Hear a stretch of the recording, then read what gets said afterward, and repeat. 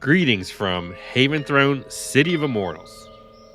In our last session, we eavesdropped a mirror call between Roy and his 8 grandmas, who were so very sad, distraught, perturbed, forlorn, dismayed, anguished, perplexed, and befuddled that he hasn't been a good grandson, and checked in more. They asked to see him soon in the near future because they've missed him oh so very much. You 3 took inventory of all the pending quests and obligations you have signed up for, and sent Tern and the new prospective Magic Noodle Cowboy members, Veza and Kelm Samphir, on a quest to check out the Southie Paul Gang Barrery. And with that, you rested and prepared for the main mission at hand, tracking Narvix back to his base after meeting with Delin. The Magic Noodle Cowboys played it cool and surveyed Delin's house. A tall creature wearing a red, oversized, wide-brimmed hat and matching cloak with a gear symbol showed up riding a quad cycle, and you surmised that was Narvix of the Tinker Club. Trying but failing at tagging the motorcycle, you 3 ended up in a high-speed pursuit of Narvix down the busy streets of Gutrot. You dodged panes of glass, vegetable carts, but not pies on windowsills. You encountered the orphan child of destiny and put yourself on the good timeline before eventually arriving at the Tinker Club hideout. Nothing was going to break your stride that day, and that is where we'll begin today's session.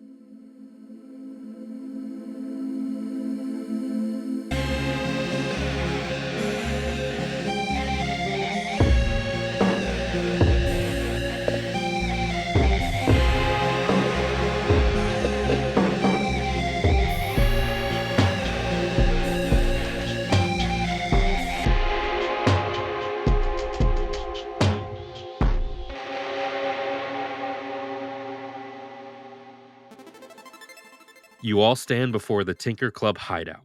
There is rubble, partially formed buildings, debris and detritus, and junk, allowing you to remain hidden.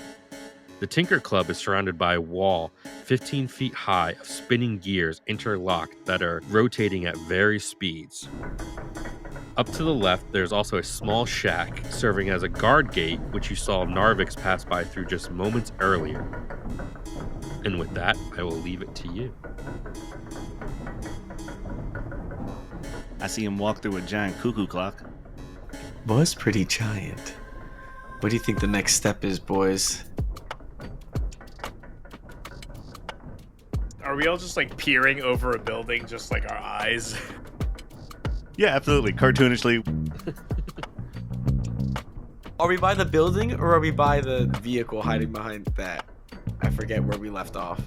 We're behind something, but just our eyes are peeking over.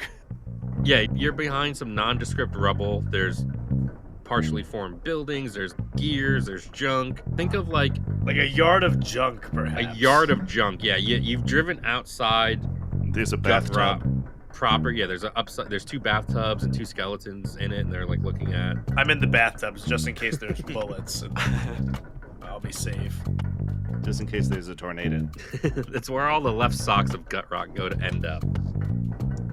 And so, yeah, you guys you're hiding behind in any way, shape, form that you choose, in bathtubs behind, the equivalent of refrigerators, ice chests, and you're looking at a guard shack that is about 100 feet from where you are now, and then there's the wall surrounding it. In the main complex is the Tinker's Club warehouse building. And the yard's like empty, like between the gate and the building, there's nothing like people. Make me a perception check. Well, look at that. Dice rolling in my D&D. Never. Nice. In this day and age? You love to see it. Let's see here. 1 plus Oh my 2, 3. Nice. Was that a nat one, my friend? Yes. Critical failure. We find Narvix. You guys found him. I found the Tinker's building. Hey guys.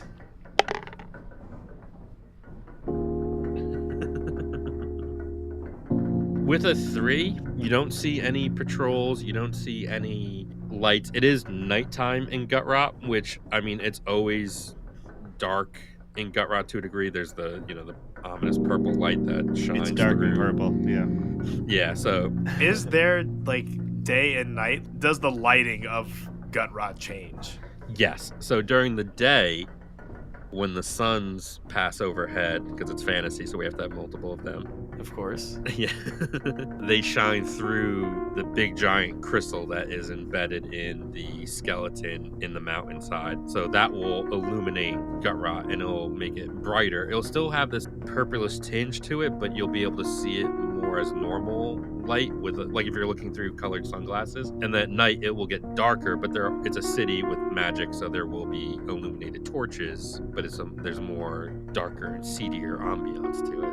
It's crazy because both of my D20s, I have like a light purple one and then a dark purple one. So I'll just use the light one during the day. All right, so it seems like all we got to do is we got to get to the guard shack, take him out. We pull whatever lever he's got over there. We get in, and we're in. And then we start kicking and punching and biting and etc. I like this plan. Let me just. Did we establish we didn't see anyone else, right? We haven't done a perception check. I certainly didn't with my perception check I did 5 seconds ago. Well, you got a 3, so you just like looked at the floor. I sense that you got a 3. I sense you suck at perceiving. I see Roy staring at 2 bathtubs next to each other. I don't see anybody in them bathtubs. I think it's safe. Hold on, let me take a smell around, and I'll also do a perception check. A persnifson? Perception check. Canonically strong smell powers from Gordy. The dice rolled out of the tray and back into my hand. Hold on. Back in here. Okay, that is a nat 2, so I'm also I'm looking at the other set of bathtubs to the left. Gordy, did you perceive anything? Those bathtubs are ridiculously clean for some reason. Okay, this will come in handy later, I'm sure. Hold on, let me give it a. I'm gonna look over there real quick. You want to use a third sense? We've used nose and sight. Do you want to hear? I literally have dark vision, so I feel like I should use my vision, but. Yeah, wait, I'm doing the cat thing where, like, you know, like their body twitches, but on layers. I'm doing that shit. What cats do you have? I'm gonna say yes for. Okay. Where are my cat people at? They know what I'm talking about. Tethar's cats are from Pet Cemetery. Every cat does it. His ground is sour. 12 plus perception. 3. Okay, so 15. 15? Yeah. To see if, to perceive with my cat shifting. You can say with confidence, unlike the other two, that you don't see anyone patrolling the grounds. The grounds appear to be very empty. It is just this warehouse building that's medium sized. There's a red gear that's spinning like a clock up the top of it. There are windows, but they seem to be boarded up. Small slivers of light are peeking through. Yeah, you don't notice anything of note in the yard. You can safely assume that the only person or only thing out here is the guard shack. The front, like, entrance of the building is like a wall of just rotating gears. The front gate. The front gate and wall surrounding. So think of like a chain link fence made out of these interlocking gears that surround this whole complex. With a 15 though, Tethar, I will also say you see a small, not small, about big even. Yeah, big even. It could be. What's the opposite of small? Big even. Small, huge. It's huge. Not huge. Small even. So, also of note, this far out in Gut Rot, the physicality of the world gets a little weird. So when your DM forgets if it's small or large, it's in universe explanation of the reality. You're just giving Mad Hatter vibes. It's small, Yeah, but it's yeah, large. It's big, but it's tiny. There's a small shack by the front door. It's in, but it's out. There's no balconies or anything, right? No balconies. No, seems to be just a medium-sized warehouse with a large gear up top. All right, that guard shack is our point of entrance then. Yeah, it seems like we either go there. You see that guard shack too? Good. You have good perception, it seems. Yeah. You grabbed the top of my head and turned my head. Oh yeah, over there. There. Yeah, The I'm guard gonna swallow my urges to want to climb this building. Do you want to check out the shack? What do you think, Gordy? Well, I think we have two options here. One is we get the guys out of the shack, whoever's in there, bonk them, on the head and maybe, change into their clothes, try to get in. I love shenanigans. We have to get past the gate first, right? Or is the gate outside the... I'm confused. Is the shack... It's shack, gate, or gate and then shack? Okay, the shack is in front of you. Oh, so it's outside of the gate. It is attached to the gate. So think of like you would have to walk up right to the shack, say hello to the security guard. The security guard lifts up one of the gears, and you can pass through it. However, with a perception check of 15, I'll also give you this, Tethar, there seems to be gaps in the rotating gears. So if you didn't want to go through the main gate, you could theoretically time a well-positioned jump or tumble acrobatically through the revolving gears, and then those encircle the whole compound. So from the clockwork wall and guard shack is another about 200 feet leading up to the building itself, with a small but large medium-sized shack. Can we see through those gears, or am I too far to see that? You can see through the... I mean, they're spinning, so your vision is a little obscured, but you can see through it. Like, is there something... Does it just look like more gears for a while, or like the room or something like that on the other side? On the other side of the fence would be the main warehouse building. All right, I've got an idea. Yeah. Let's try to find something sturdy and hard so that we can just, stick it right in the middle of the gears. It'll stop the rotation, and that'll get guards' attention to come fix that, and then while they're doing that, we'll jump through the gap. I like this idea. And this could work off of your plan. Once we jam that thing in there, let's just say I have a way of getting inside just instantly. So I could do that. Why are you being coy? I don't know. Yeah, I feel weird being your... like, here's my move that I know. Tell us your move that you know. I know Misty Step, so I can briefly surround myself with Silvery Mist and teleport up to 30 feet to an unoccupied space that I can see. So if I see in there, I could potentially teleport in there and then go around and try and unlock the front door. So I guess it would have to be one or the other, maybe, because one plan's a little loud. Which I'm kind of down for either. I like some ruckus and some chaos. What's our plan once we get in? Sneak around, find Mupper, and get a vantage point. I imagine it's a lot of machinery. It's a lot of production. There's bound to be something. What little I know about drug production, there's bound to be something that if you blow it up, it blows up. Yeah, it's just like in Star Wars, whatever that might be. Just like in my favorite game, Heist 2, when you infiltrate the drug lab. Oh yeah, that game is sick. I played that on my Seguba game box. Your Goo Cube. Oh yeah, forgot they changed the name to Goo Cube.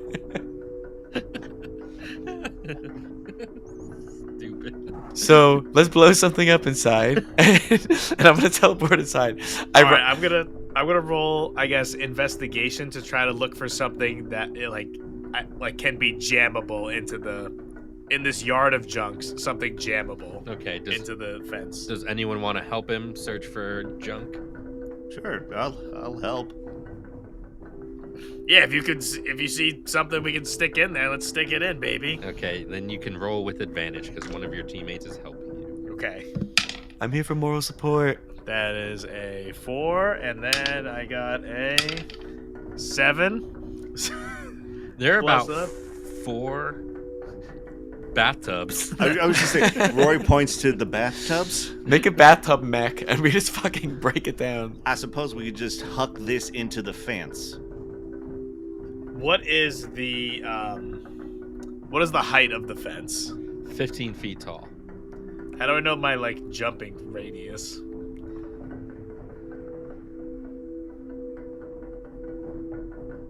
How high can you jump? 15 Well, feet? He is a goat man. He should be able to jump. I am the more. announcer goat man. Goat man can jump. What are we basing that on?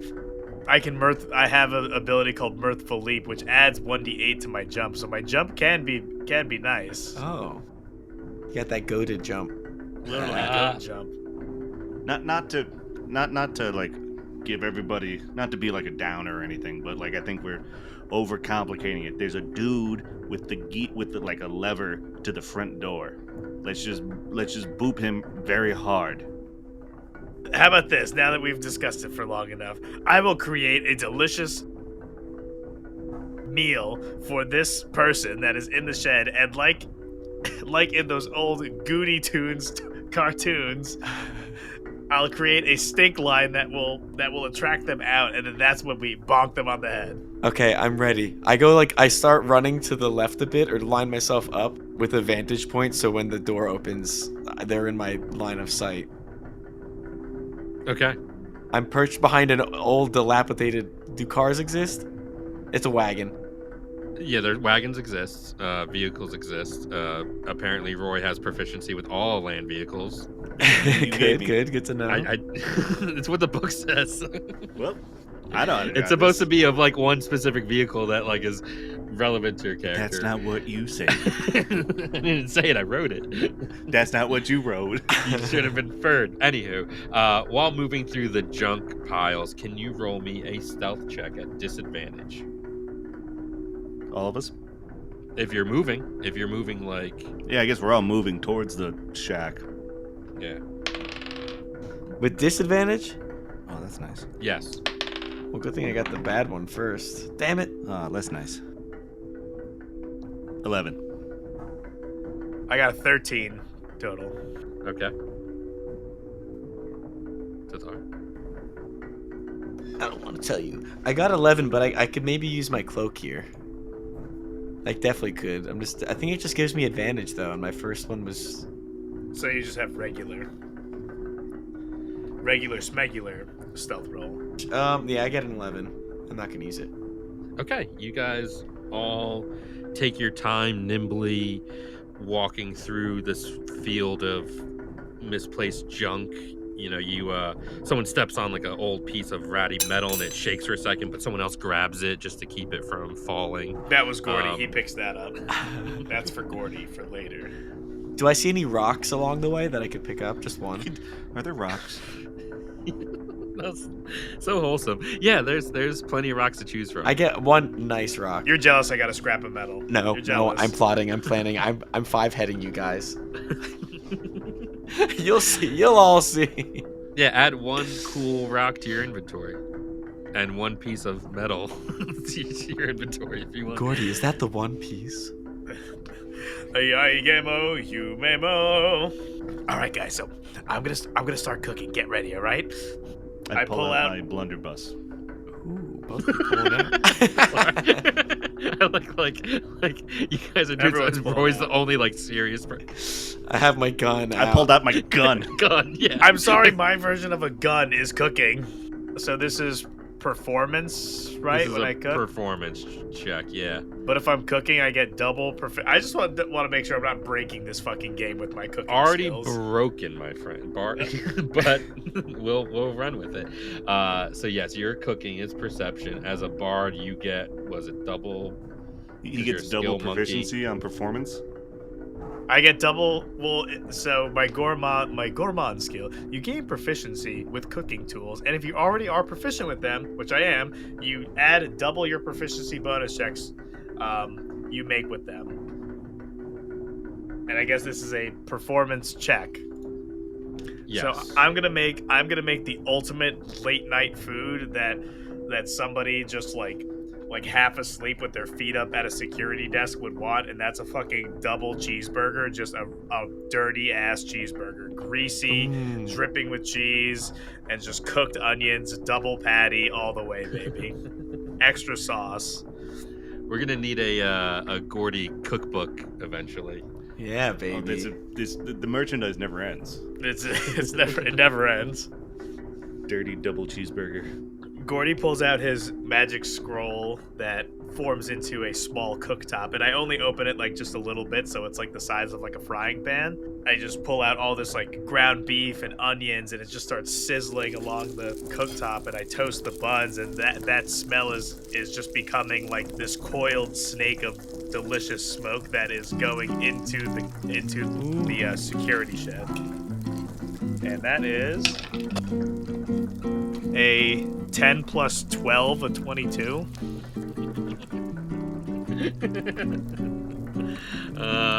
To the audience at home, I allow UA stuff because I think it's fun and I like my characters and players to enjoy themselves, so don't get mad at high rolls. You cook this just greasy double cheeseburger, just dirty, full of, I'm salivating even just thinking about it. And I think the person in there, they wake up and they're just like, did I order that from Gordash? The Gordash is here. The stink lines tap him on the shoulder. Or this is the most Or go fuck yourself. Yeah, this is the most consummate guard. Yeah. Ever. Sorry, I'm intermittent fasting. My feeding window is not at this time, so these stink lines have no effect. You hear from the guard shack some rustling. Maybe a little tummy gurgle. Gurgle. Ooh, that was a good one. That was a good one. Thanks for forcing starvation sound upon yourself. You're welcome. And so, from your hidden vantage points, you see the guard shack open, and you see one clawed foot step out, and it's metallic in nature, and there seems to be no flesh attached to it. It's a three-toed pointed claw peering out of this darkness of the guard shack itself. And then another foot comes out, the same construction. And you see a hand grip the side of the guard shack. And this is also metallic in nature. It has more than 5 fingers. It seems to be a little shoddily constructed. Ducking from underneath this guard shack, this tall, lanky, golem-like creature steps out, and it is a thin-bodied clockwork construct that has the face of a human, and this face is stretched out, so it's the only piece of flesh on this metallic being. So they're horrifying. Literally like the Hellraiser hut. Super gross RoboCop. Yeah, super gross RoboCop comes out carrying a 7-foot tall halberd. You guys know that the Tinkers Club is a group of what they call flesh sculptors. These are people that like to modify their bodies and shape it with different magic and stuff. You know via the rules of Haventhrone that constructs themselves are not allowed down here because nothing Immortals allowed down or can make it through the magical barriers into Gutrot itself. So you know these are actual humanoid creatures that have magically altered themselves into a new shape. So he steps out, he starts thudding towards you guys, following the smelling. And you see his face is pinched and pulled back across a metal orb that would be his head. He looks to be a male with brown eyes, just an average-looking guy. Completely normal. Lose him in the crowd. Yeah. Very average, very normal-looking guy. His face is stretched out, and it's just one big rectangular nose sniffing for us. How far are we from the front door? The main front door. We said it was another like 200 feet, so like 250 feet. Like that's farther in to this compound. There's not like a long driveway to it, but you know it's set away from the fence itself. Okay. Takes another step towards you. Seeing these 3 come out, I'm going to then cast Unearthly Chorus and go into my full Shake Shack idea here. So, Unearthly Chorus is music of a style of your choice fills the air around you in a 30-foot radius. The music spreads around corners and can be heard from up to 100 feet away. The music moves with you centered around you for the duration. Until the spell ends, you make charisma performance checks with advantage. In addition, you can use bonus action on each of your turns to beguile one creature you choose within 30 feet of you that can hear the music. The creature must make a charisma saving throw. If you're attacking it, disadvantage. Or it automatically succeeds. We're not attacking it right now. On a failure, that creature becomes friendly to you for as long as it can hear the music, and 1 hour thereafter. You make charisma deception checks against creatures made friendly by the spell. So what I'm going for here is you got to Scooby-Doo up an actual burger stand. I'm going to use the initial lore to continue to make burgers and hopefully hook, line, and sinker one of these clowns into just being friendly with us. There's only one clown, right? There's only one so far. Oh, I thought you described that there was 3 people coming out. A three-toed Oh. Creature. Holy shit. Also to the audience, Unearthed Arcana is a lot of fun. Okay, so yeah, he's pulling some real Bugs Bunny shit here. That's my whole steez, pal. Gordy, can you describe the music style that is now centered around you in a 30-foot radius? I'm going into full 50s soda jerk. Okay. I pull out a paper hat. I'm making a milkshake. I'm making fries. It's a whole...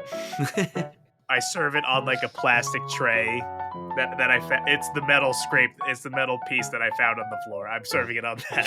It all comes full circle. Every time the camera cuts to me or Tethar, we now have paper hats on. And we're doing that little up and down shoulder dance, and you're yeah, I cook a mean burger on that piece of metal, yeah. Hi, hello there, friend. Did you order Gordash by chance? That was perfect. Yeah, that was amazing. I love all this here. Just see, this is what I want art of. The three of you soda jerking this guy off. Soda jerk. Soda jerking this Hellraiser guard off.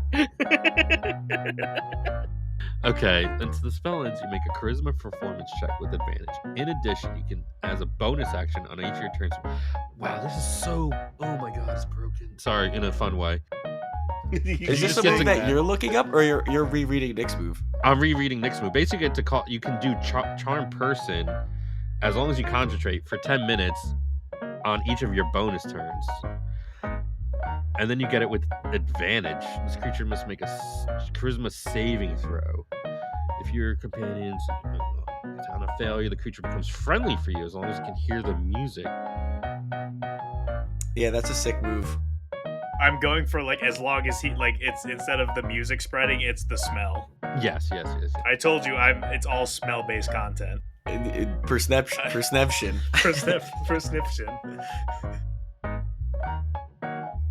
Did you order Gordash, my friend? I think I need to roll a charisma saving throw actually, because this is your thing that you're doing. You're getting charismed. I'm getting charismed. Absolutely charismed. Okay, what is your saving throw DC, Gordy? Spell save DC 14. 14. Okay. I did order some, and that looks so good. And he comes over to you. He waves to the other two with their hats on, sticks his big giant halberd in some rubble, pulls up he flips over a tub and sits down on it and starts going to town on your burger. Hey, well, thanks a lot, pal. You mind opening the door? We got a couple more orders in for that big old gear building up there. Is this 823 Gear Street? Sorry. And he's munching on it, and it's quite unsettling because he has these very intricate fingers, 6 on one hand, 7 on the other, and they're just pushing this dirty burger into his mouth that is, pinned to this metal orb, basically. And just teeth. You see his teeth are silver and they're metal and they're chomping. They're rotating. They're just. Let's get away from this and go inside. I'm losing my appetite. Yeah. I'm sure the boss man's hungry. Is that what he sounds like? Is that? That's not- I'm trying to eat some food in between. Yeah. Is that what it that was sounds pretty- like? I think it's closer. is it this? No. Yeah. Is it this? It's a little grumbly. I think grumbly That's works. a little grumbly. Hey, buddy, I didn't. I'm sorry. I'm just checking the receipt. What was your name again, my friend? Bismix. Bismix, nice to meet you. And for this other order in 823 Gear Street, I have one Narvix. Is that the right cat that I'm delivering to? That is. He's eating some more. He's gonna love it. Oh, well, thank you so much, pal. I'm gonna be headed in now, and me and my friends are gonna deliver all this yummy food to your friend Narvix in there. And hey, here's your punch card. I'm gonna give you 2 punches because you're a swell guy. Sorry. Well done. He takes the punch card and slips it into a little like chest cavity, opens up, and you can catch some other baubles and odds and ends in there, and he and a beating heart and another And beating his heart. spleen. A spleen, yeah, going whatever spleens do, gurgling and splurgling. And he puts it in there, and then he's I'll save this for later. You better. There's 1 free jelly shake with every 5 punches. Ooh. And he does that little millennial shake while eating his food. Okay, come on, guys. I signal with my hand because I'm sneaking around into the door, and I give you a thumbs up. And then when you're closer, I'm like, "Nice work back there, Gordy." No problem. That my first job was at a one of those soda jerk places back in the day, and it's you gotta dance for the tips, and it's kind of that stuff never leaves you. Yeah, honestly, I could tell that you were very moved by it. Most trauma never leaves you. Amen to that. That actually was my first job. Was at Johnny Rockets. I'm glad you got to relive that moment here. Makes sense why there's 1 tear coming down your eye. It made me dance. We don't talk about that on the podcast.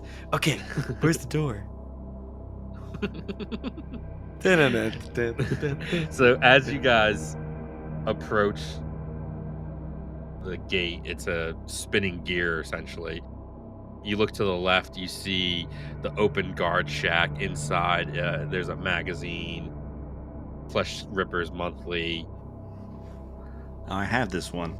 There is a you have this issue. All right, There so is- while Bismix is busy, I'm just gonna dip into the guard shack, and I assume there's a lever, a button.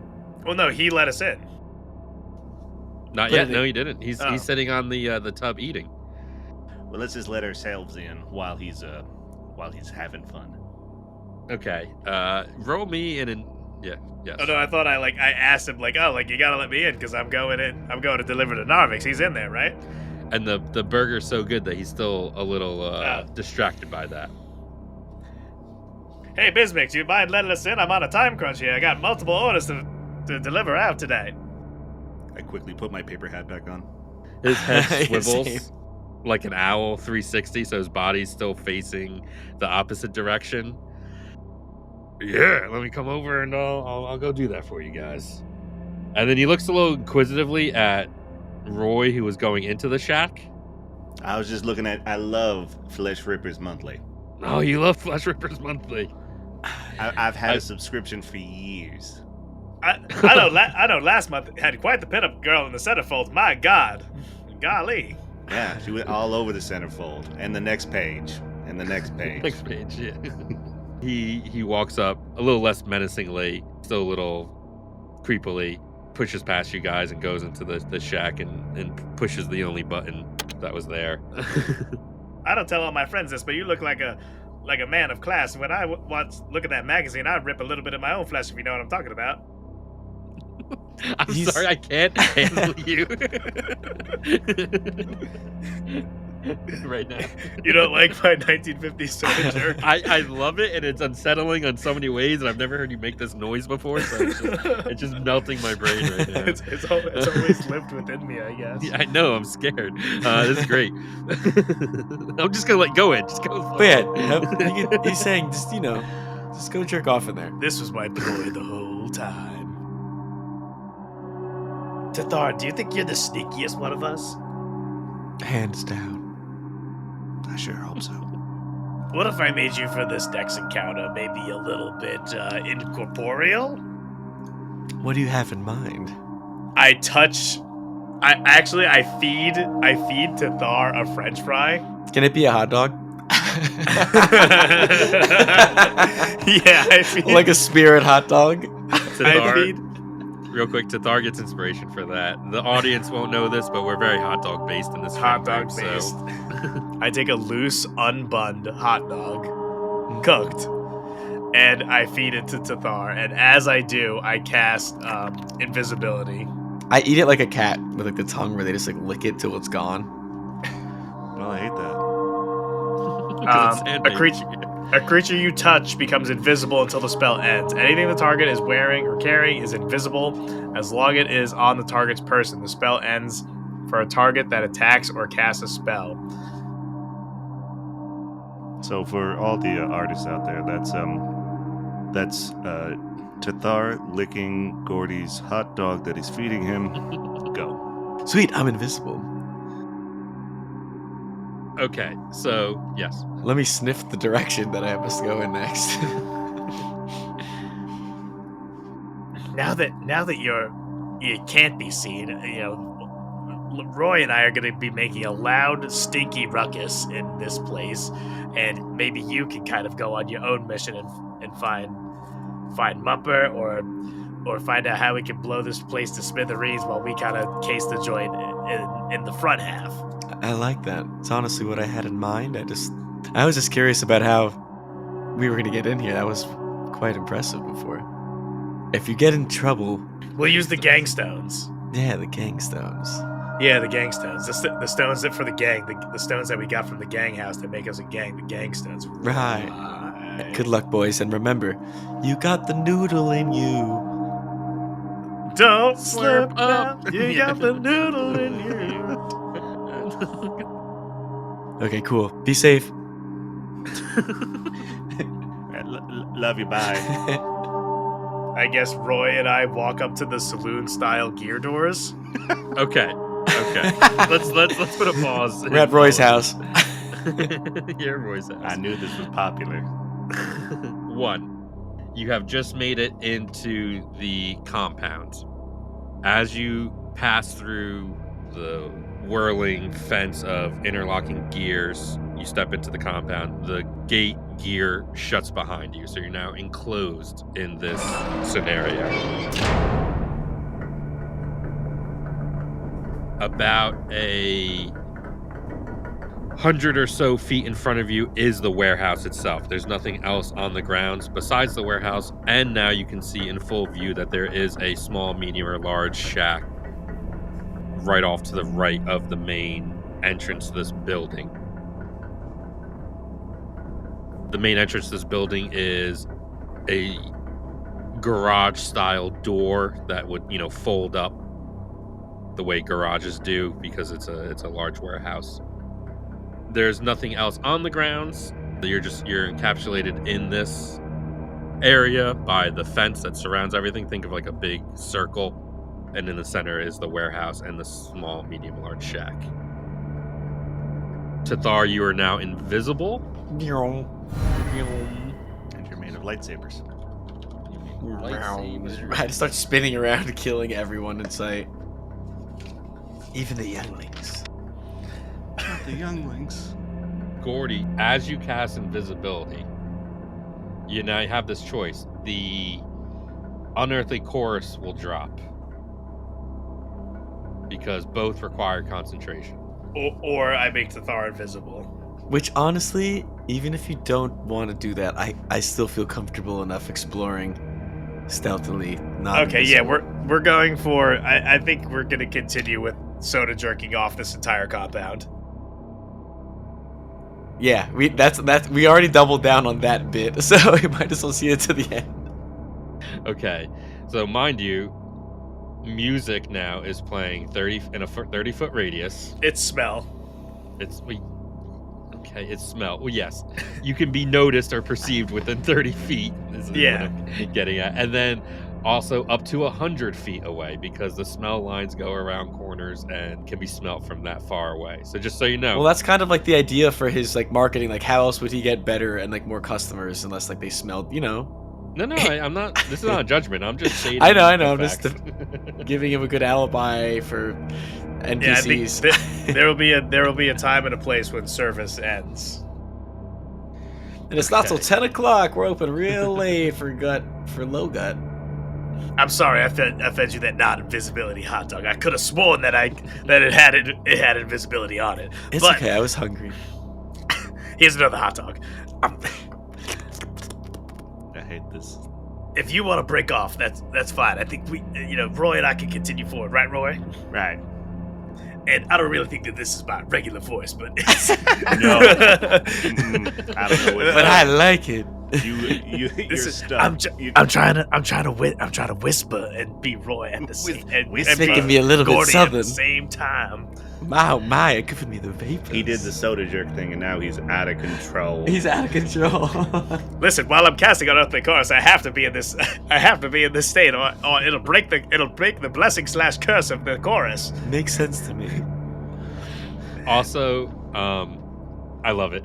Also, in the future too, when you guys state like I'm being a little lenient now, but when you state you're gonna cast something and it has like like it'll drop the concentration, that will happen, just so you know, in the future, because if maybe something dropped right now, there might be consequences, so I could have sworn I put the invisibility ketchup on this thing to make it invisible for you, but I guess I forgot. So you guys have made it through. You're making your way to the building. I need you all to roll a perception check. Hey. A natural 20. Oh, very cool. Nice. 9. Okay. 18. Okay. With all of those, because you're in a fairly small space, not small, but fairly enclosed space, you hear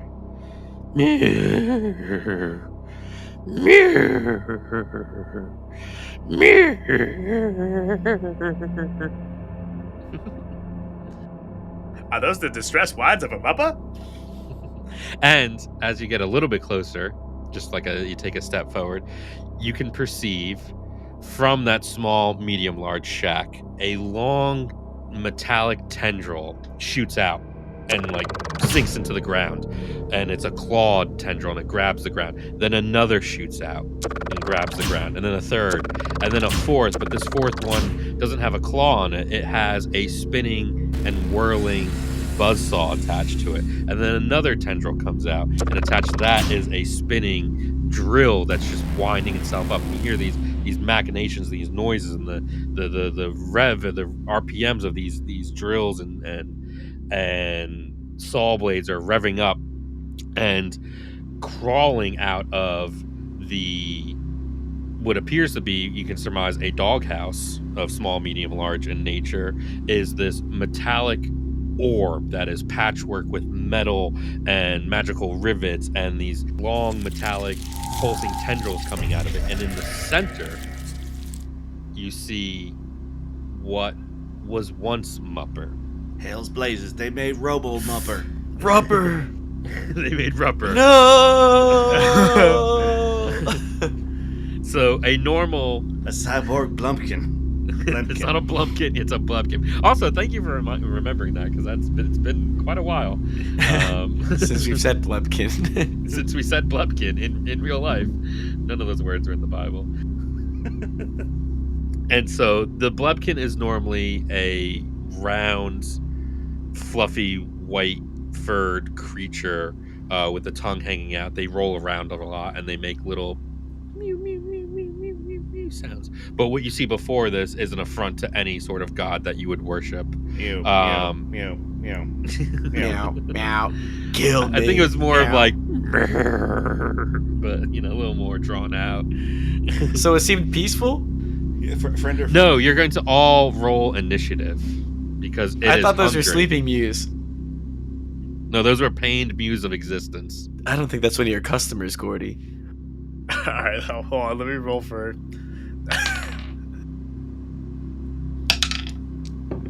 13. 14. True. 17. Okay, Tethar gets a 17. Roy got a 13. Yeah. And Gordy G-Man got a 14. 14, G-Man. And I'm going to roll for Robo Mupper. Does he see us all, or like he perceives us and sniffs us out? He sniffed the smell. That's what brought him out, but he can see. You can see his eyes. They're bloodshot. They're, like it's Clockwork Orange, where they're like peeled back. Okay. They're peeled back with like fish hooks. Good, normal, chill. It's basically Mupper went through like the Hellraiser dimension. Yep, I felt the trauma in the description. Can we do a flashback? We can do a flashback. All right. Flashback. We're in Dellen's house. We're with Dellen. Yes. Oh, let me just get my non 1950s soda jerk Gordy voice out. Now, Dellen, do you by any chance have like something that maybe would like attract Mupper, like a old T-shirt of yours with your scent on it, or like a toy, or like maybe what's his like favorite treat? You know what I mean? Like we're gonna be looking for him, and I kind of want him to be looking for us. As you in this flashback, me personally comes into it and tears reality back and puts you right back in the present. We are not going back in time and having you have some sort of advantage on this. But then standing beside me is like an alternate universe Tethar, because when you did that and you ripped the page, one of the other pages slipped into this world, and that's Thethar's green. Oh, sure, yeah. If you want to, Roy, you want to do anything? He said, "Yeah, I'm making another clone of me." I like where your head's at. There's an other dimensional Roy that's like really got his shit together. Oh. You see that for a moment. Oh. Okay, new flashback. It's smell based. Okay. Smell based. Because I remember when we were at Dellen's house, we had surmised by investigating that he had a pet and something was amiss because we saw the food bowl. Can I smell remember what was in the food bowl? Roll me a history check with disadvantage. Are you sure it's not a persnification? a persnification check? It's still history with disadvantage, but you can call it a sniftery check. I have sniftery +4. It's 10. 10. I got a 14. Okay. Nice. With a hot 10, no, you don't remember the smell of the food. I get +4. I have a 14. I know you get +4. And I'm telling you by smell, you can remember a dog that you met a month ago. The food that I thought this was within days. Smell is a powerful. I over exaggerate. Very powerful thing. Yeah, it's not a superpower. You're level 4. In a way, we edit all 5 senses are superpowers. Yeah, it's a blessing to be alive. Not for fucking Mupper. No, not for Mupper going to the Hellraiser dimension. No. I appreciate the ingenuity. Yeah. Do I have the highest initiative? 17. No. Oh. You do not. Okay. There's only one other thing here. Dun, dun, dun, dun. And it is now going to go on its turn. Mecha Mupper.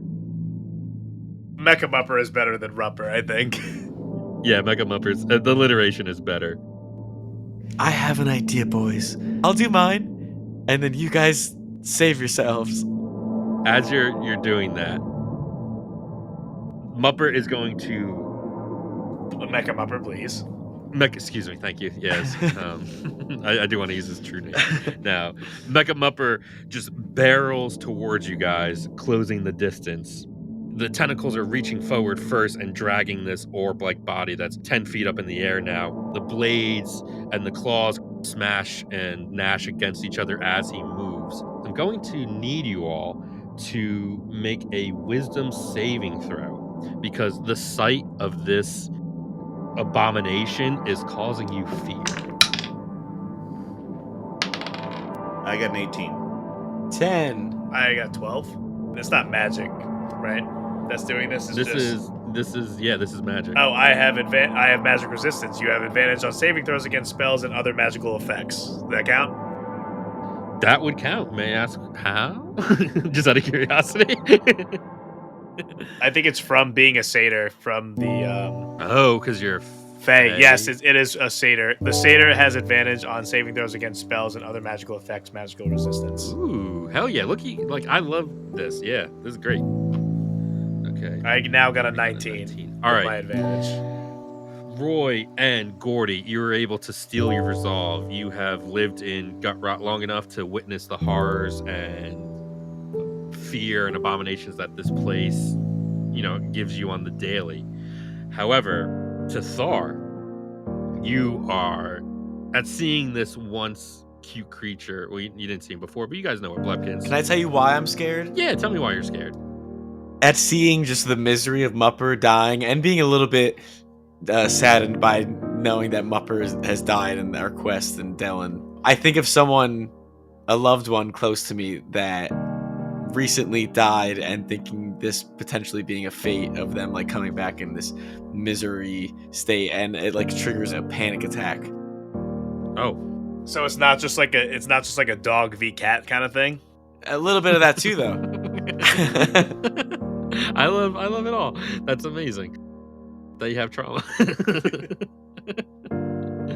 Okay, so now that you're overwhelmed with that, you have to drop whatever you're holding. My rock.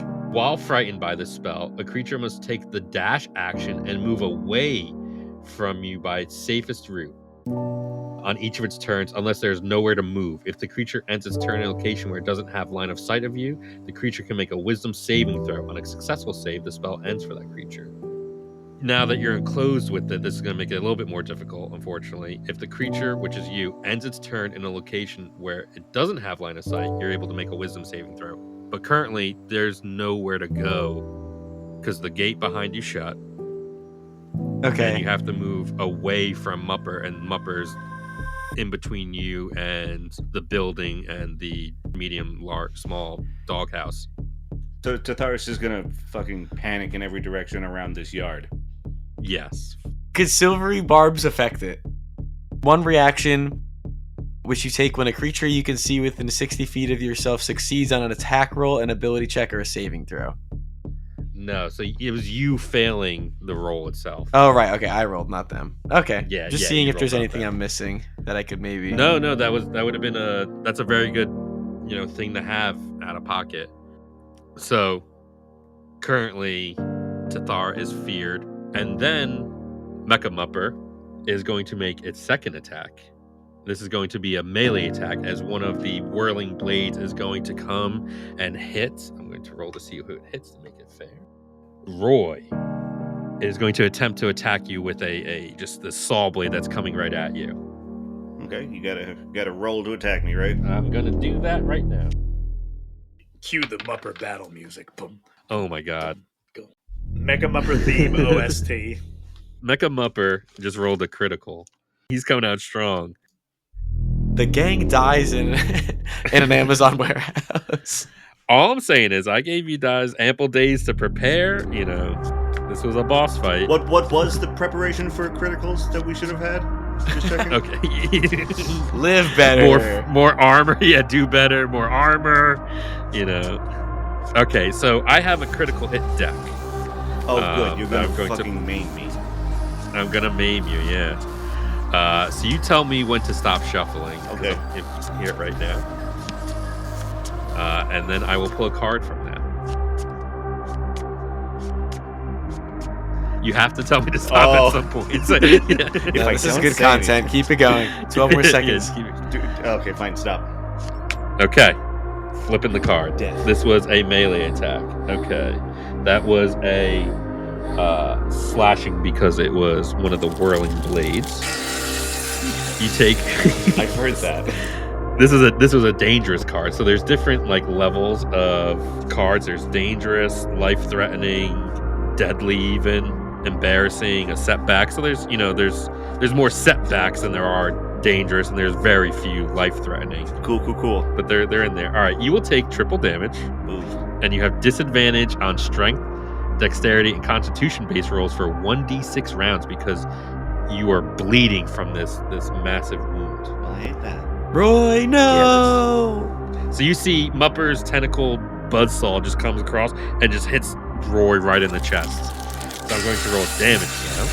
That'll be 12 points of damage of slashing damage. For 3 rounds, you're going to have disadvantage on strength, dexterity, and constitution base rolls. Luckily, that is none of my shit. Luckily, yes. All right. Mupper stands before you, its teeth gnashing and gnawing. Make me a perception check, except for Tethar. 6. 8. Okay. I have an 8. There's nothing to notice at this moment. And with that, this whirling beast of pain and suffering stands before you. It is now Tethar's turn. So you can attempt to climb or dodge through the clockwork walls.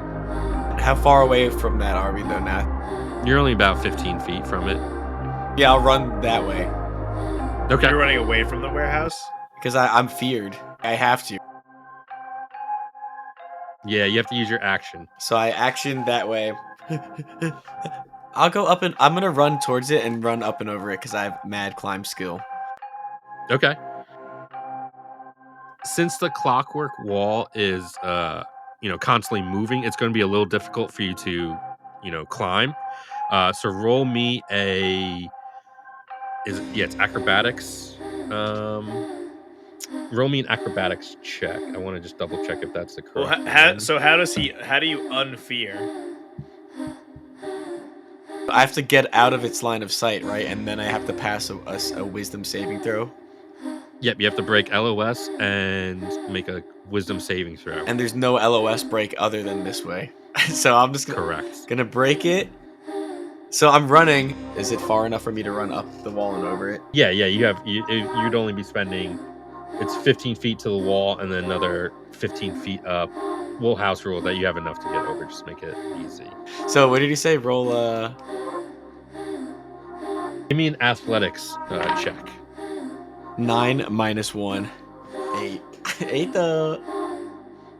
Your clawed hands and your depth climbing ability and gut rot, all the times that you were spray painting and defacing things as Catman Allegedly came in handy, even though you're allegedly, we've never seen them in the same room together. And even though your heart is racing with fear at the thought of a loved one passing and this might be their fate, you're able to steel your resolve and climb over the wall, and now you were safely landed on the other side and you were hidden behind the wall. Phew. Okay, so make me a wisdom saving throw. 15. I think it's like minus something. Oh, plus 1. 16. Oh yeah. Getting out of the sight of Mupper, you're able to Mecha Mupper, excuse me. You were able to steel your resolve again. You use your feline sense of justice. I don't know what I'm saying at that point. Yeah. Well, that happens. Yeah, all that happens. You feel good. You're on the other side. I shake it off. I realize it was just a silly thought. It was the primal dog cat dog scenario. Yeah, it was a fight. I just couldn't not fight or flight. But then I get back up off my hands and I stand up and I look back, and then it's not my turn anymore. And then Bismix sticks his head outside the guard shack. I go, son of a bitch. He can still hear me. So as a reaction, we get yelled to Bismix. We're just trying to deliver this food. You're sicking your dog on us. What's going on here? You scared my friend half to death. Yeah, Mecha Mupper doesn't. Is that what he sounds like? Nope. God damn it. Grumblier. Grumblier, Mecha Mupper. Yeah, that's Mecha Mupper. You're gonna have to deal with that. That's why I work outside the gate, not in it. That thing's terrifying. Just stopped immediately. So what you're saying is I have to do a battle with your dog in order to deliver food? This better be a dandy tip in there.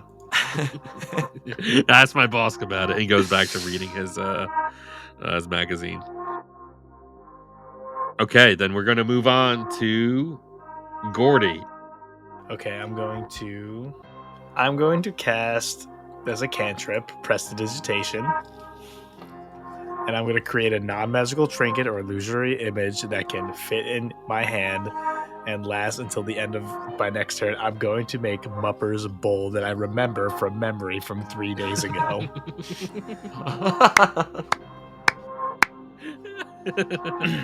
Take that, Lucian. Okay. Yeah. I hold it up and I say, Mupper, now listen here. We've never met, but we know where you come from. We've met Dylan. Now, if you want to go home to Dylan, you gotta stop this. We're here for you. Don't you want to go back to eating out of this bowl? I'll fill it for you whenever you want. You just have to remember who you are, Mupper. Remember, Mupper. Okay. Everyone except for Tethar again, roll me a perception check. We found our weakness. This is like our worst roll. 8. 13 plus 2, 15. Okay. Since Gordy, you are staring down Mecha Mupper and interacting with him, you see his eyes as much as they can because they are peeled back with fish hooks. Widen. the flesh sculpting got a little rough as of late. They seem to widen and they start tearing up. At the mention of Dylan, hearing Dylan's name is definitely making some memories resurface. Seeing the bowl is making some memories resurface. And from what you gather, you seem to be having an effect on him. Mupper, now please, we just need to deliver this food. And once we deliver this, we can deliver you back home. Does that sound okay? You hear the anguished meow, meow, meow. I lay the bowl down and I put like 3, I just fill it with loose burgers. Okay, we will see what happens with that. Does that end your turn? That was my action. So I think as a bonus. So so I lay down the burgers and I'm just be like, listen, it's okay. We know that it hurts and we know that you don't want to be here and you want to go back home. Just eat this and we'll be right back. And then I use my free penguin dash movement that you gave me, and I dash towards the front of the warehouse. Mecha Mupper is going to make a attack of opportunity because the sudden movement startled him a little bit. He's going to make an attack with his spinning drill arm tentacle. And you're lucky that rolled that way because he misses and hits the ground and spins some dirt up. Meow, meow, meow, meow, meow, meow, meow. Yeah. And you make it past him. I look over my shoulder and I go, hey, I bet you bit Dylan once or twice and that's okay. I'm sure he still loves you just like we love you. Okay, bye. Okay, and with that, it is now Roy's turn. Oh. Cool. I love this. Roy, come on, we gotta get the fuck out of here. Yeah, I see that. Fuck. All right. Hey, Roy, we gotta make it out of here to Jiffy, or these burgers are gonna get cold. God damn it! Shut the fuck up. All right, fine. Maybe this. He takes his hands and he covers his eyes, and he casts darkness on Mupper. Okay. 15-foot radius sphere for the duration from a point that I choose. I choose Mupper's metal fucking head. I choose the eyelids peeled back by fish hooks. The darkness emanates from the object and moves with it. Okay, so you chose his head, so it's going to move. Oh my god, okay.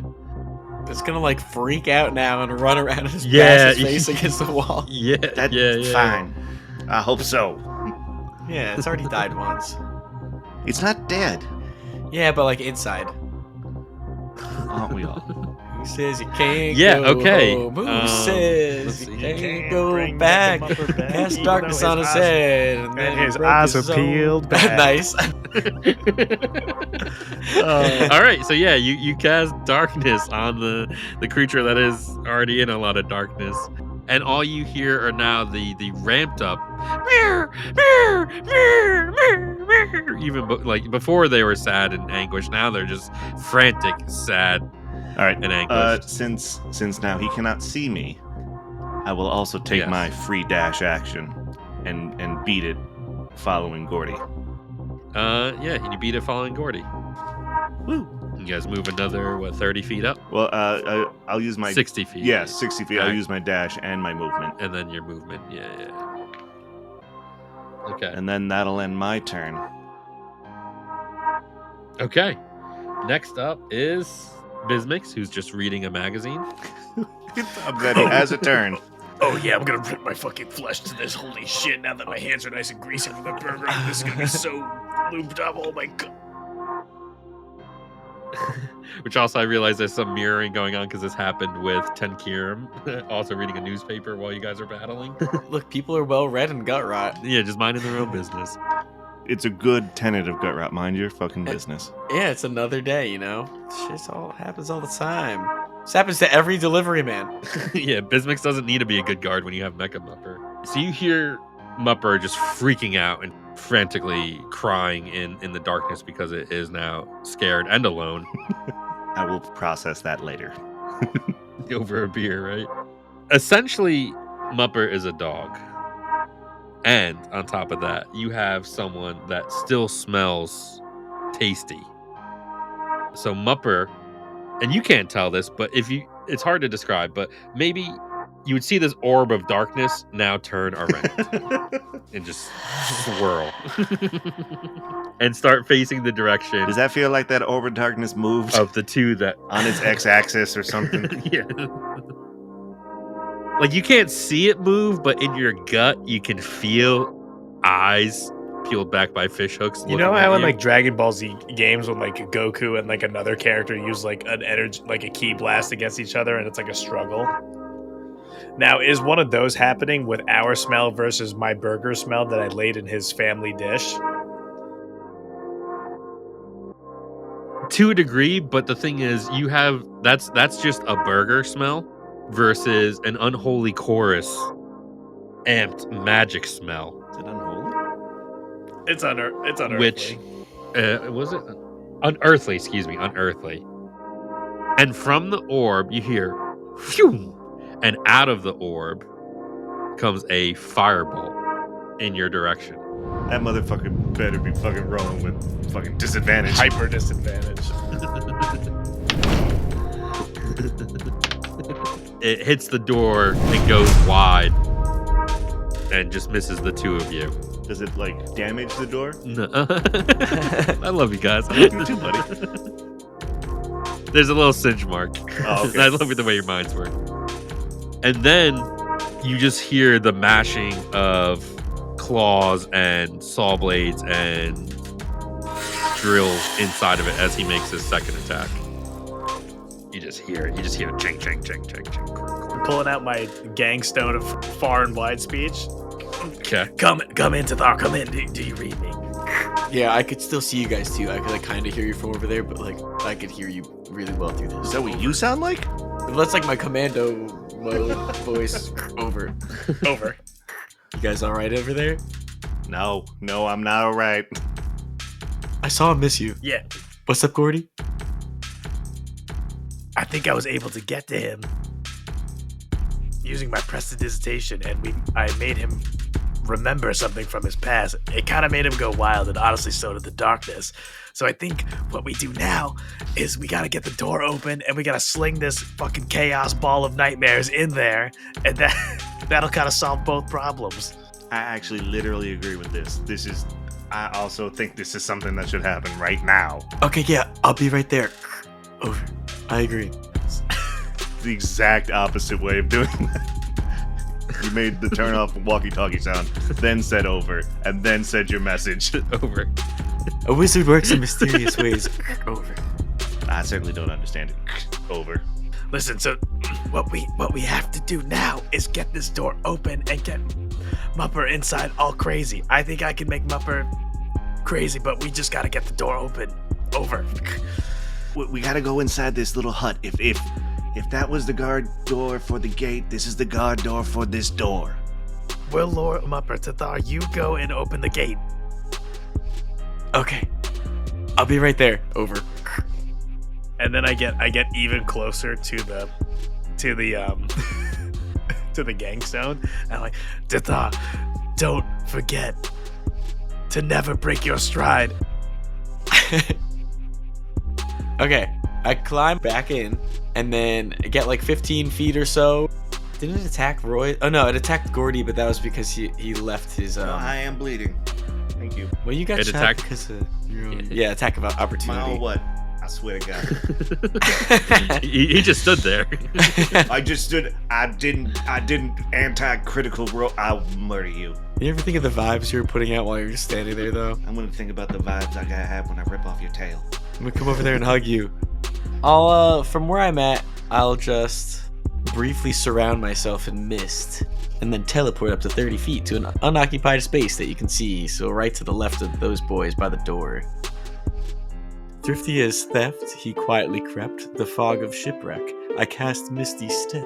Am I at the door or am I just close to the door? You teleported from Mupper 30 feet up. You still have movement. You still have your extra dash, your free dash. So you're almost like in line with them, to be honest. I'll just use all my actions to get me to the door. I try to just open the door. Okay, it's picture like a large garage door. There doesn't seem to be discernible handles from this side. There's no like locks or anything though on this door even? Not that you can see. Perception or investigation? It'd be investigation. 17. You search around the door. It seems to be thick in construction, and there appears to be no discernible handles or any sort of way to open it from this side on the door itself.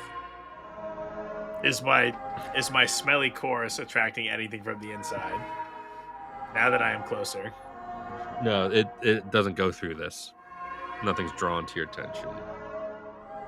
All right, with that, I'm assuming, Tethar, your turn is over because you moved, did all your stuff, misty stepped, and looked for, investigated the door.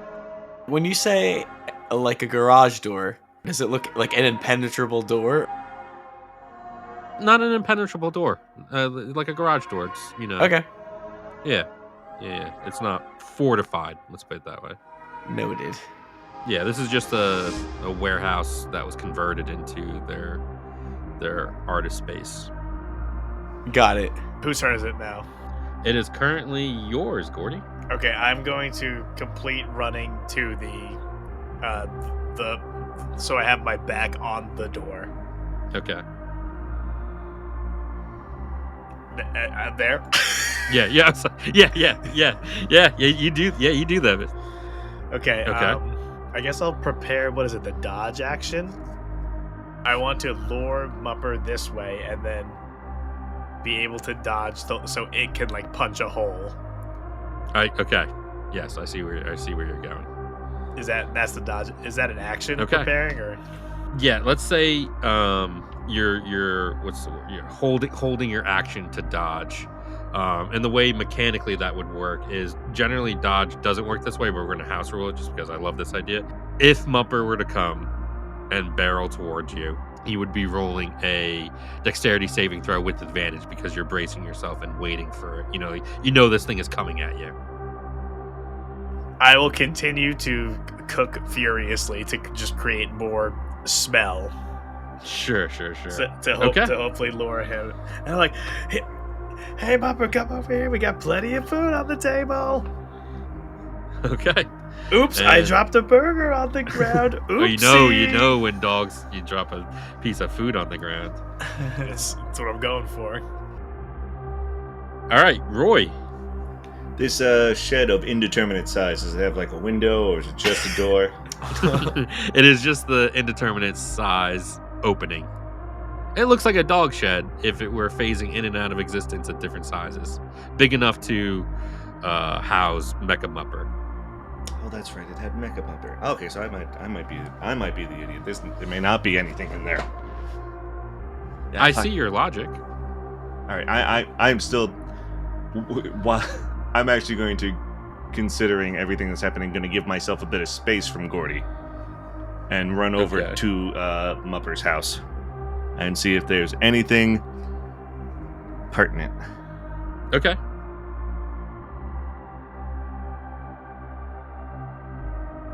Roll an investigation check. 17. Okay. You find a bloody red rag. That's also discolored from the blood, but it's red in its original color. It's a little torn up. And you surmise this might have been a collar at one point. Okay. I am going to...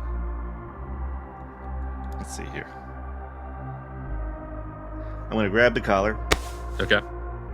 And I am going to, poking my head back out, I'm going to just... Hey, Gordy, make use of this. And I huck it as hard as I can at him. I catch it. Okay, first.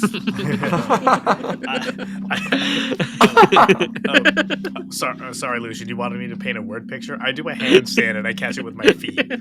I'm just gonna. No, I love that. But I'm gonna say, I want you all now to grab a rag and throw it and just see how far it goes. Yeah, I'm a pro at it. I'm really good at it. You're pro. You're really good at it. Oh, this is in your backstory. You want to do a flashback where you're like a rag throwing champion at the state gut rot fair? All right. Better thing then. I will use Mage Hand, drape the collar over it, and send it to Gordy. I would have loved if you said you just threw it with the Mage Hand.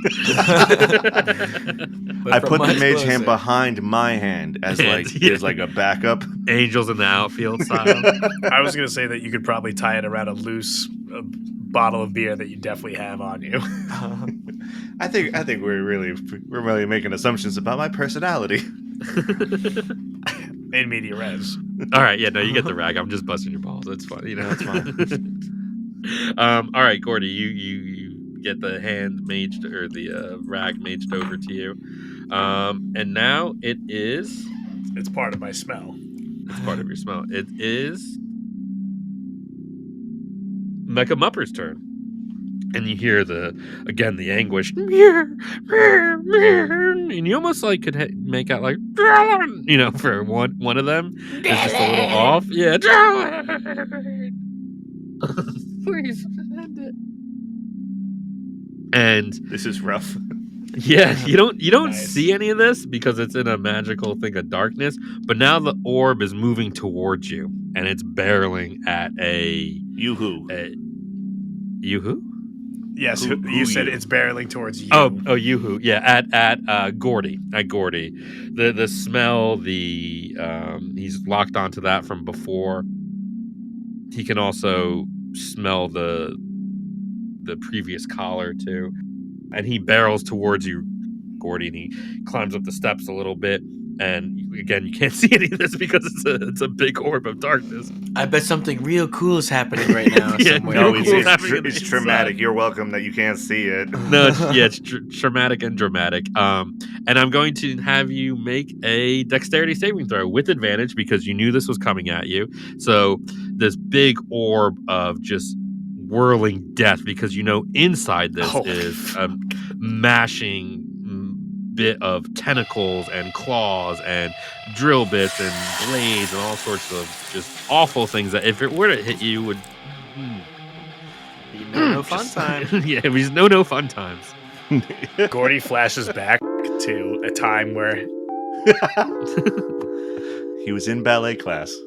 he was trying to pick get a mushroom out of the ground that looked peculiar to him, and he wanted it to study, and it wouldn't come out, and there was just a beast barreling towards him trying to get the same mushroom, and his tenacity set the mushroom and Gordy him free. So let's roll here. That is a natural 20 on the first one. Yeah, baby. See if I can get doubles. I got a 14 on the second one. So nat 20. With a nat Plus 20, 2. you're little with a plus 2, a dirty 22. Your little hooves just kick into action, and you go low. You Little. practice this. It was a Yeah. it's a term of endearment. Your big manly hooves. There we go. Yeah. Woo! Your big, huge dude hooves dig into the ground, and you springboard and leap out of the way. It looks fucking awesome. Yeah, I think with my like just my satyr build, I do just a straight jump in the air and like split my legs, and he just goes right down. Just goes right underneath it. Yeah. And as you come down, you do one of those cool 3-point superhero landings. Your kimono that you've described before is flailing in the wind behind you. There's little bits of ingredients that are flying out, but in a cool way. You're not losing them. It's not a detriment. And you look very badass. And that Mupper cries with more pain as it smashes into this garage door and just tears a Mupper-sized hole, a Mecha Mupper-sized hole, which is a good 15-foot tall orb-sized hole into this warehouse. And then you hear it. Because you're standing right there, and you see the debris settle. Mupper is still in the darkness, so you can't see through him. But he's twitching, and his little tentacles are flailing as he's crashed through this wall. And you get a glimpse inside, and you hear the cacophonous moans of what may be 30, 40 people, humanoids, something, just groaning in agony, groaning in the pain of existence and of still having consciousness, because now you see it a bit more. Now this big hole's been destroyed before you, that the walls are completely covered with this red ichor and is filled with gears and what now you can surmise as body parts. There are flailing limbs. There are faces that are merged together. You can't make out head from toe, literally from head from toe, because it is just a cavern of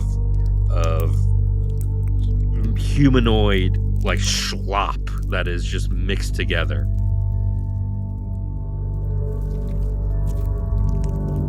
As I see this schlop,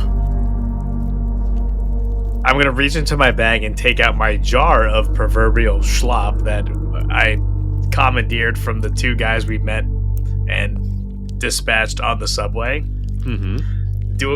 Oh, that's right. Can I investigate for similar schlopness? Okay, so you hold up the jar, and you see some of that red ichor moving in the jar itself, almost like it wants to return to this. How do I even describe it? Like this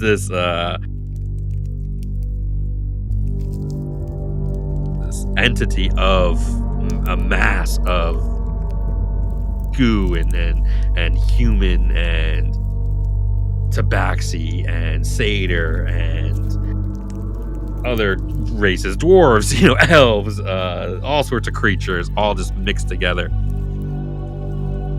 And with that, we will end today's session. I think this is the wrong room, guys. I think we found the mother sauce. This is what happens when you get high on your own supply. Bam, and there it is. All right, we're back, baby. Welcome back, There's going to everybody. be a special little treat after the episode. Fuck yeah. Fuck yeah. Fuck yeah. Yeah. Baby, and we're out. There's Magewood. There's magic in the unknown.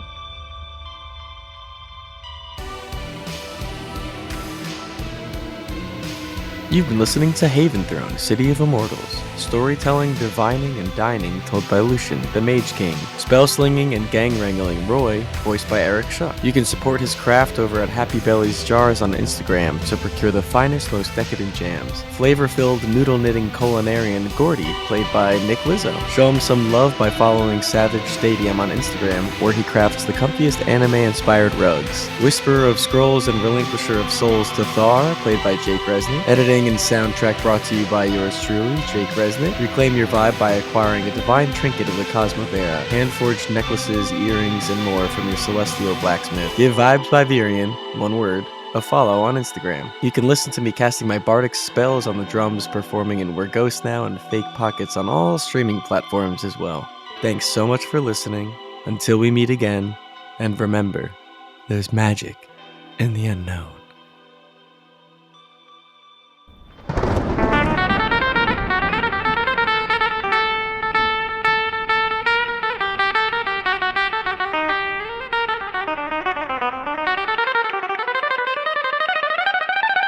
Right, I'm Gordy Ramsey, and this is Tavern Nightmares. Today, we're here at the Preachy Paragon to seek out Cork and see if his restaurant in the city of Gut Rot will really give me the gut rot. Gordy! Welcome to the Preachy Paragon. My hopes, my dreams, I put my all into this restaurant. I was an adventurer for, the past 57 years, and I've taken all my wealth, I've taken all my expertise and knowledge and put it into this restaurant, so I hope you'll love it here. Well, I see your all, and I don't quite see all of it. There's not a light in this room, not a candle lit. It's dark as a dungeon in here. Gordian, you think it's dark in here? That's awful. I can only imagine what all my customers think, and no one has the constitution or the strength to say that to me. I don't know ever what I'm gonna do. That's right, Cork. The customer's always right, and the customer needs some light. We're gonna open all the shades in here, make it bright in here, give this place some pizzazz, and now let's see that turkey leg and beer that everyone's been talking about. This is the signature dish of the Preachy Paragon.